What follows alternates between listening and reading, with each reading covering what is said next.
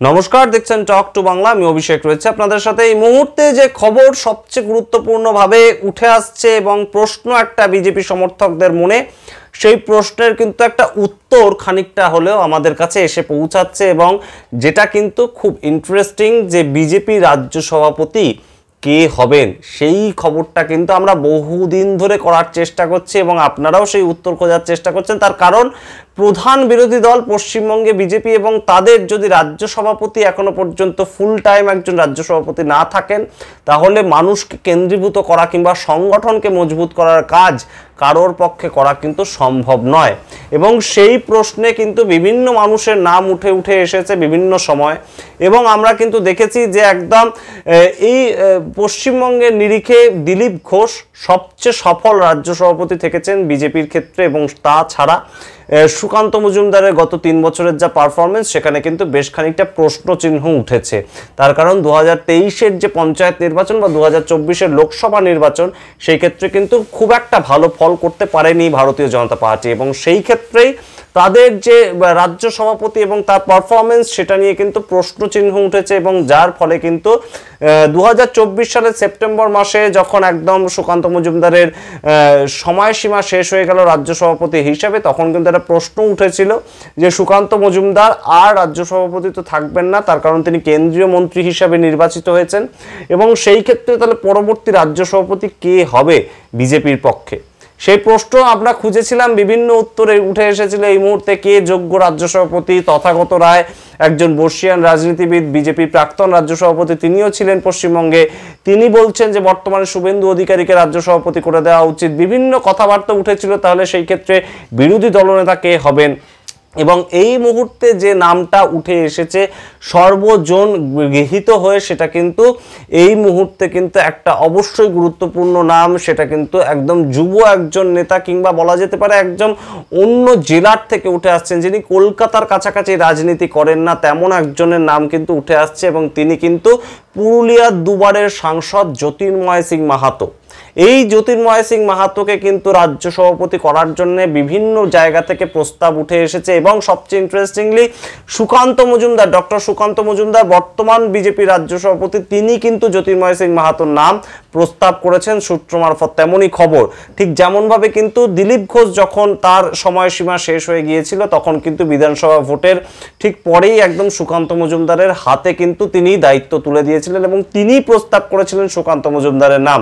ঠিক তেমনভাবে সুকান্ত মজুমদার কিন্তু একদম কেন্দ্রীয় একদম মন্ত্রী এখন, সেই জায়গা থেকে তিনি কিন্তু প্রস্তাব করেছেন যে Jyotirmay Singh Mahato will be the fittest person বিজেপির জন্য পশ্চিমবঙ্গে রাজ্য সভাপতি হওয়ার জন্য। এবং সেই ক্ষেত্রে জ্যোতির্ময় সিং মাহাতোকে কবে তার দায়িত্ব দেওয়া হবে সেখানে কিন্তু একটা টুইস্ট আছে। তার কারণ জ্যোতির্ময় সিং মাহাতোকে কিন্তু এই মুহূর্তে যদি পশ্চিমবঙ্গে তাকে দায়িত্ব দিয়ে দেওয়া হয় সংগঠনকে মজবুত করার জন্য, তাহলে কিন্তু তার হাতে আর খুব একটা বেশি সময় নেই এবং সামনেই কিন্তু 2026-এর বিধানসভা নির্বাচন, যেখানে কিন্তু বিজেপি একদম ঝাঁপিয়ে পড়তে চাইছে একদম ক্ষমতায় আসার জন্য। এবং সেই ক্ষেত্রে যদি ক্ষমতায় তারা আসতে চায়, তাহলে একটা রাজ্য সভাপতির কিন্তু অন্তত 1 থেকে 1.5 বছর সময় লাগে সারা পশ্চিমবঙ্গের বিভিন্ন জায়গার ক্ষেত্রগুলোকে চিনতে, তাদের পকেটগুলোকে চিনতে। অর্থাৎ একটা রাজনৈতিক দলের বিভিন্ন জায়গায় পকেট থাকে এবং সেই পকেটগুলোতে তাদের নির্দিষ্ট কিছু ভোটার থাকে এবং সেই ভোটগুলোকে তারা যদি একত্রিত করতে না পারে, সেই সংগঠনগুলোকে যদি মজবুত করতে না পারে, বিভিন্ন জায়গায় সাংগঠনিক জেলা প্রধান তারা যদি বিভিন্নভাবে রাজ্য সভাপতিকে সাহায্য না করে, তাহলে কিন্তু তার পক্ষে বিশেষ কিছু করা সম্ভব নয়। এবং সেই জায়গায় যদি কোনো ধরনের কোনো দ্বন্দ্ব তৈরি হয়, তাহলে বর্তমানে সামলাবেন কে? এবং সেই জন্য কিন্তু বর্তমানে জ্যোতির্ময় সিং মাহাতোকে একদম যে ট্রান্সফার করে দেওয়া ক্ষমতা, সেটা কিন্তু হবে না। এবং এই মুহূর্তে কিন্তু যেটা বিজেপি সূত্র মারফত খবর উঠে আসছে, পরবর্তী বিধানসভা নির্বাচন পর্যন্ত একদম ডক্টর সুকান্ত মজুমদার এই মুহূর্তে যেমন রাজনৈতিকভাবে বিজেপির সাংগঠনিক প্রধান হয়ে আছেন, অর্থাৎ পশ্চিমবঙ্গের রাজ্য সভাপতি হয়ে আছেন, সুকান্ত মজুমদার এই দায়িত্ব যতদিন না পর্যন্ত শেষ করছেন, অর্থাৎ 2026-এর বিধানসভা নির্বাচন পর্যন্ত তিনি এই দায়িত্ব চালিয়ে যাবেন এবং তার পরবর্তীতে কিন্তু জ্যোতির্ময় সিং মাহাতোর হাতে এই দায়িত্ব হস্তান্তর করা হবে, তেমনই কিন্তু একটা খবর উঠে আসছে বিজেপি সূত্র মারফত। সুতরাং বুঝতেই পারছেন যে এই মুহূর্তে একদম জেপি নাড্ডা ঠিক যেমনভাবে সর্বভারতীয় স্তরে বিজেপির সভাপতি এবং তার পদ থেকে তিনি এখনো সরেননি এবং তার যে সময়সীমা সেটা পেরিয়ে গিয়েছে। 2024-এর লোকসভা ইলেকশনে তিনি নির্বাচিত হয়েছেন, কিন্তু তার পরবর্তীতেও কিন্তু তিনি একদম বিজেপির যে সাংগঠনিক প্রধান সেই জায়গায় রয়ে গিয়েছেন সারা ভারত জুড়ে। ঠিক সেরকমভাবেই কিন্তু একদম ভোটের আগে একদম নতুন রাজ্য সভাপতি সেটা কিন্তু বিজেপি করতে চাইছে না। এবং যেটা খবর এই মুহূর্তে কিন্তু এখনো পর্যন্ত আগামী 1 বছর সুকান্ত মজুমদার ঠিক যেমনভাবে রাজ্য সভাপতির পদে রয়েছেন ঠিক তেমনভাবেই তিনি রাজ্য সভাপতির পদে থাকবেন। পশ্চিমবঙ্গে ভোট পর্যন্ত তার হাতেই দায়িত্ব থাকবে। পরবর্তী রাজ্য সভাপতি হতে পারেন কিন্তু জ্যোতির্ময় সিং মাহাতো, তেমনই কিন্তু একটা খবর কিংবা তেমনই কিন্তু একটা নাম প্রকাশিত হতে চলেছে।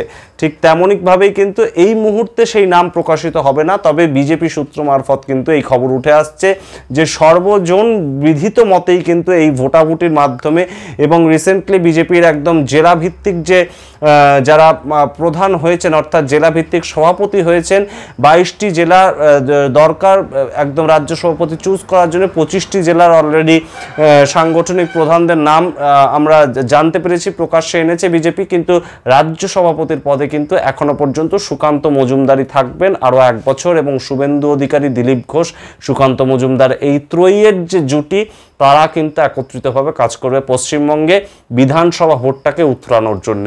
আমরা অবশ্যই নজর রাখবো বিজেপি তাদের কেমন পারফরমেন্স করছে এবং অবশ্যই নজর রাখবো যে বিজেপির রাজ্য সভাপতি এবং কেন্দ্রীয় মন্ত্রী এই দুটো দায়িত্ব সুকান্ত মজুমদার আগামী ভোট পর্যন্ত কিভাবে পালন করেন, কোনো ধরনের কোনো সমস্যা তৈরি হয় নাকি। এবং অবশ্যই আমরা নজর রাখবো যে শুভেন্দু অধিকারী এবং দিলীপ ঘোষের যে নতুন জুটি একদম পশ্চিমবাংলার রাজনৈতিক পরিমণ্ডলে আলোচনার কেন্দ্রবিন্দুতে উঠে আসছে বিরোধিতা করার ক্ষেত্রে, সেটা কতটা আরও গ্রহণযোগ্যতা পায় মানুষের কাছে। অবশ্যই সমস্ত দিকে নজর রাখবো, আপনাদের জানাতে থাকবো সেই সমস্ত খবর। দেখতে থাকুন টক টু বাংলা। অবশ্যই ভুলবেন না টক টু বাংলা প্রত্যেকটি ভিডিও লাইক, কমেন্ট, শেয়ার করে বন্ধুবান্ধব পরিচিত মূল্যে ছড়িয়ে দিতে টক টু বাংলা এবং অবশ্যই চ্যানেলটিকে সাবস্ক্রাইব করবেন। ধন্যবাদ।